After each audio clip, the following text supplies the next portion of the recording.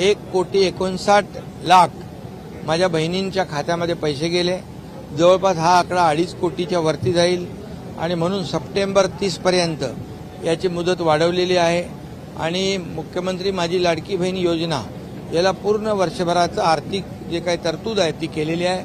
त्यामुळे विरोधकांनी किती आकांडतांडव केलं, किती गैरसमज पसरवले, खोट्या अफवा पसरवल्या, माझ्या बहिणींची दिशाभूल केली आणि कुठेही कोर्टात गेले तरी सुद्धा या ठिकाणी मुख्यमंत्री माझी लाडकी बहीण योजना ही कायम सुरू राहील अशा प्रकारचा देखील निर्णय कॅबिनेटमध्ये झालेला आहे।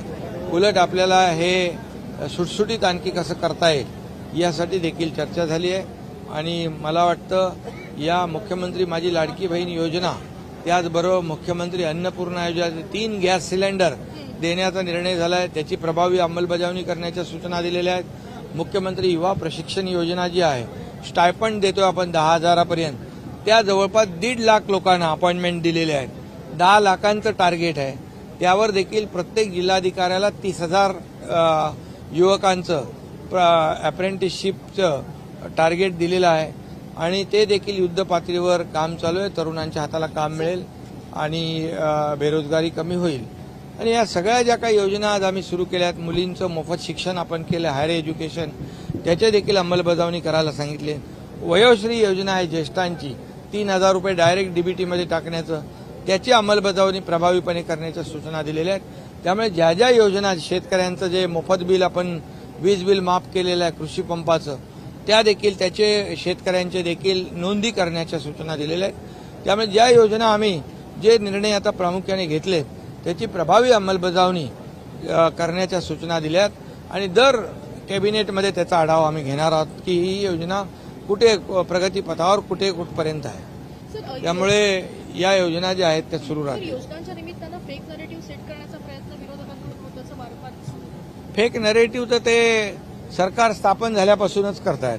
लोकसभेमध्ये पण त्यांनी फेक नरेटिव्ह केला, परंतु आता त्यांनी मुख्यमंत्री माझी लाडकी बहीण योजना बंद होण्यासाठी खूप प्रयत्न केले, कोर्टात देखील गेले, परंतु कोर्टाने देखील त्यांना नाकारलं आणि लाडक्या बहिणींच्या बाजूने निकाल दिला आहे।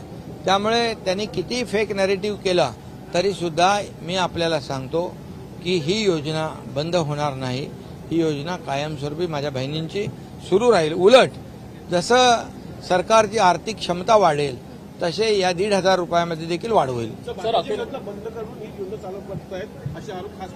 बिलकुल त्यामध्ये कुठलेही तथ्य नाही आहे, त्याच्यावर देखील चर्चा झाली आणि तो GR जो आहे तो GR जो काढला होता त्याच्यात अधिक स्पष्टता देखील आणण्याच्या सूचना दिलेल्या आहेत। त्यामुळे ज्या योजना पूर्वी सुरू आहेत एकही योजना त्याच्यातली बंद होणार नाही।